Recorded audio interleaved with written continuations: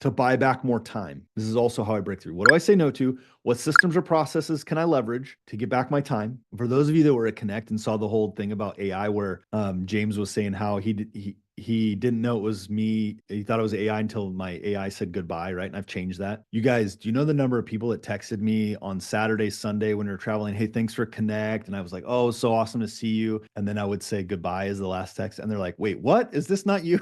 I had so much fun with it. I'm like, no, it's just me. I'm just teasing. But like, what tools, leverage, systems, processes can you put in place to get back time? Okay, number 3, who do I need to add to my life or leverage through people to also get back more time? Okay, so recap 3 things to break through the ceiling. What am I saying no to? I mean, some of us, and you guys know all the things I say in here is because I care. I love you guys. But some of you need to say no. Some of you are you are at the whim of every person who wants your time. It is every text message, every email, guys, that's their priority, putting it in your lap. Say no. Or have specific times you respond. Have specific times, okay? Say no. Number 2, what technology or system do I need to deploy to get back more time? And number 3, who? What person do I need to leverage in my life to take me to the next level? Okay. Who's that person?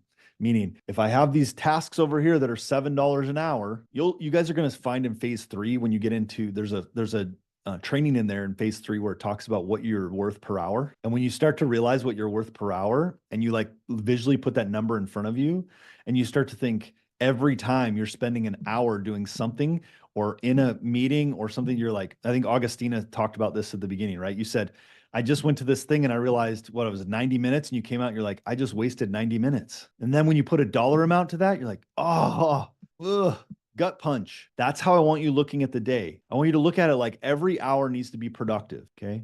Total side note, but one of the things that I would highly encourage all of you to do is change, you've heard the phrase, it starts with your mindset and then your actions, right? Your thoughts, actions, habits. But it's also a cycle there. Your actions, meaning your words, can also train your mindset. Dave taught me this.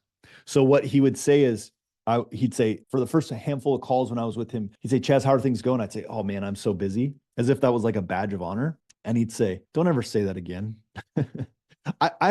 Did any of you ever meet Dave besides Elizabeth? Did any of you ever meet Dave? Gosh, I wish all of you could have met Dave before he passed away. Dave was, and I find myself turning into Dave many times. Like I step back and I'm like, oh my gosh, like that's Dave's voice coming through my mouth. But he was tough love. You guys, some of you have no idea how tough he was on me at times in private, never in public, but always in private. And one of the calls we were on, I kept saying, oh, I'm super busy. And he said, don't ever say that again. He'd always say it with like, I always felt like a dad that was disappointed. He's like, don't ever say that again. He's like, why would you say that? And I was like, well, I don't know what you mean, Dave. He's like, you're a high impact player. High impact players are not busy. They're productive. He goes, I want you to respond for the rest of your life. When someone says, how are you doing? Say, oh man, I'm so productive. Even if you're not, your brain will start to produce that you're productive, and you're going to start looking at everything, and your that mindset is not going to be, I'm busy anymore. I'm productive.